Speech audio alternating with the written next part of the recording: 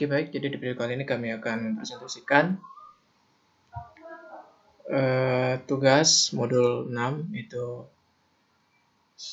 pada topik serangan pada jaringan. Di sini kami dengan mata kuliah praktikum keamanan cyber dari kelas B dengan saya sendiri dan Pasar Saribu 2106 1127. Dengan saya Melanie Moninke dengan NIM 210211106000. Selanjutnya dengan saya Putri Dantung dengan NIM 21021110600247. Oke, pada modul 6 ini pada modul 6 terdapat dua lab yang akan dibahas, yaitu Anatomy of Malware dan Lab Social Engineering. Pada bagian ini saya akan menjelaskan pada lab Anatomy Malware.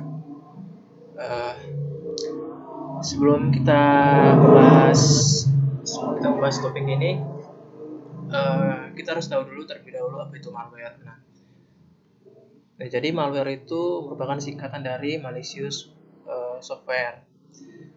Malware ini merupakan sebutan untuk perangkat lunak yang berbahaya. Merupakan perangkat lunak yang dapat merusak suatu sistem atau jaringan dan server pada perangkat komputer atau perangkat laptop.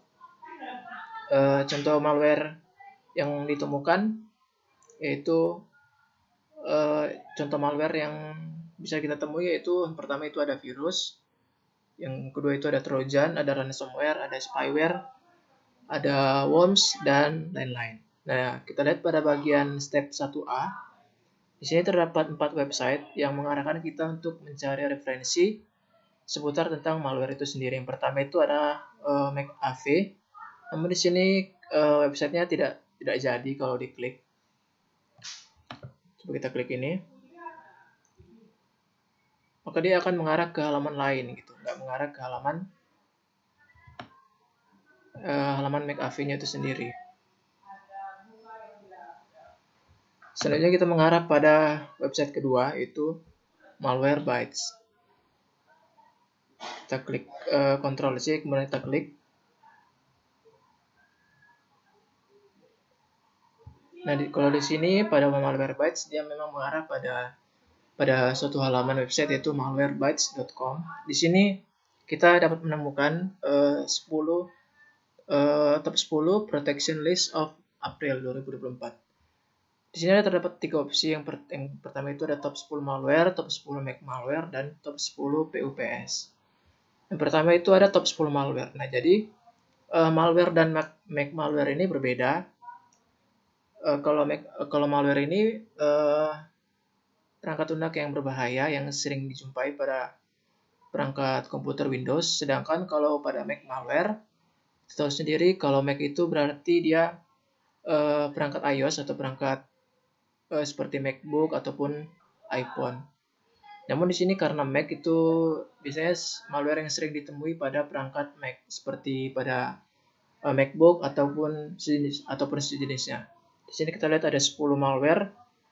Namun ini yang di 10 ini nggak semua malware yang diketahui. Ini yang malware yaitu trojan, virus, dan juga riskware juga termasuk trojan, virus, dan ya begitulah. Oke, untuk website ini juga mengarah pada referensi malware itu sendiri yaitu Security Week. Kalau kita klik, dia akan mengarah ke halaman ini juga yaitu referensi seputar cyber security dan juga seputar malware. Oke, kita langsung aja masuk pada yang step pertama itu. Di sini kita disuruh memilih malware apa yang akan kita jelaskan. Di sini ada pilihan malware yaitu ada trojan, ada hoax, ada adware, ada malware, ada poop, ada exploit, dan vulnerability.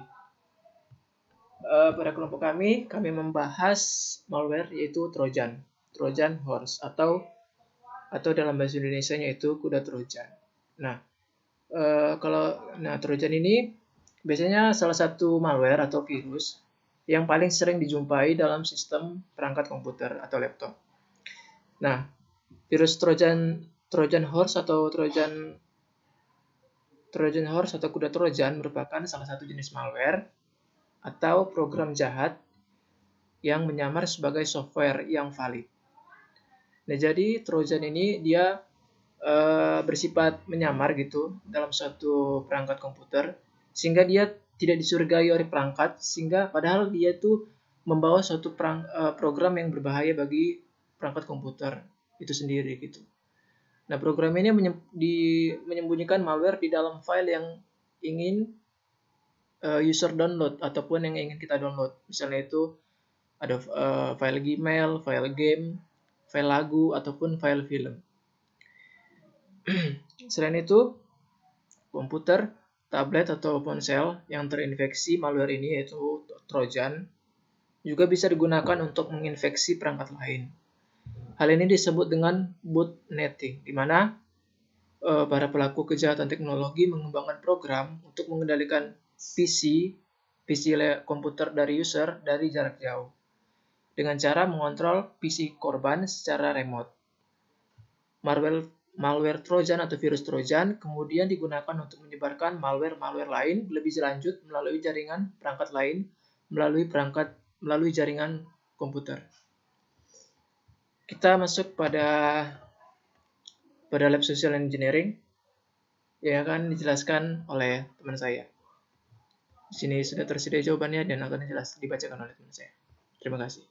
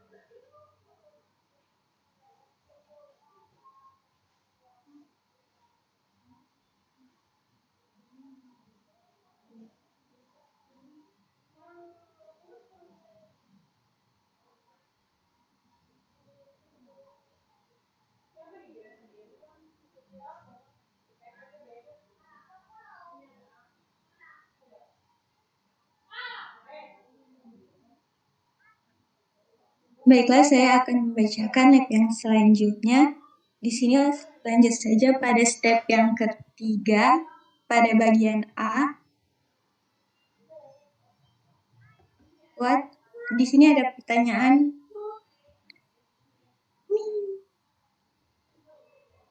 What are the three methods used in social engineering to gain access to information? Yaitu yang pertama, electronic access, physical access, dan social media. Selanjutnya pada bagian B, what are three examples of social engineering attacks from the first two methods? Step 2A. Contohnya yaitu spear phishing melalui email, umpan balik dengan konten yang diinginkan atau tailgating. Spear phishing melibatkan pengiriman alamat email palsu yang dirancang untuk membuat korban memberikan informasi sensitif seperti password atau informasi akun yang bersifat tidak sah. Umumnya email ini dianggap berasal dari sumber yang terpercaya seperti perusahaan, organisasi, sahabat, atau teman, namun sebenarnya email ini dibuat oleh penipu dengan tujuan untuk mencuri informasi pribadi dari si korban.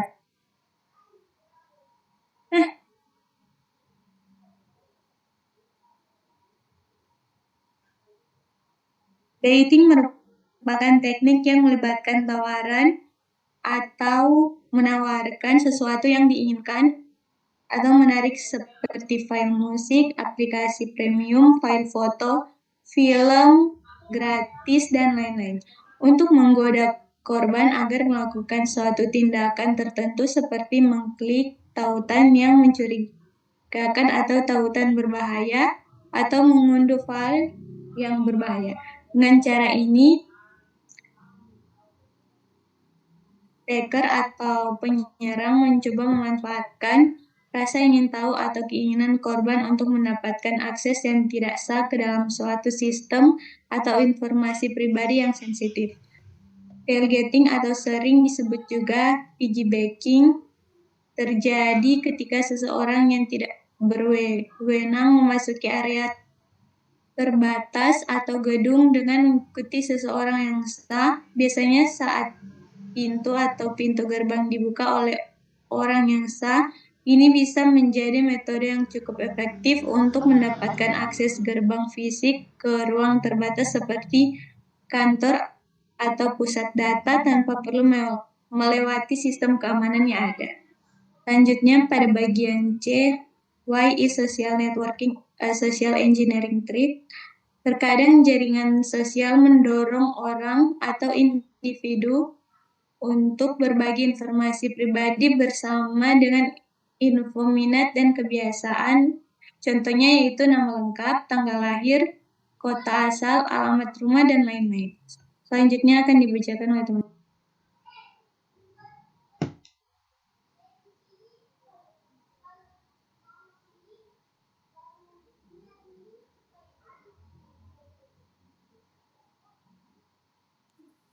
Selanjutnya pada bagian D, how can an organization defend itself from social engineering attack?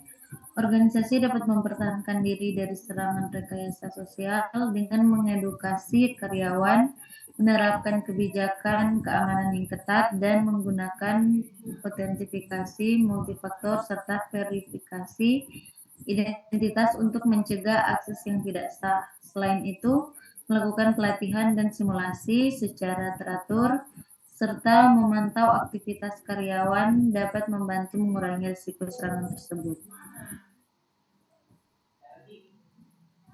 Selanjutnya pada bagian E, what is the SANS Institute with this article? SANS Institute merupakan organisasi terkemuka yang mengkhususkan diri dalam pelatihan sertifikasi dan riset keamanan cyber. Mereka menawarkan berbagai kursus dan sumber daya untuk meningkatkan keterampilan dan pengetahuan keamanan cyber bagi para profesional di seluruh dunia. SANS terkenal karena pendekatannya yang praktis dan langsung dalam pelatihan serta penekanan dalam dunia nyata. Selain itu, mereka menyediakan wawasan berharga melalui riset, publikasi, dan acara-acara industri terkemuka menjadinya sebagai otoritas yang dihormati dalam bidang keamanan cyber. Sekian presentasi dari kelompok kami. Terima kasih.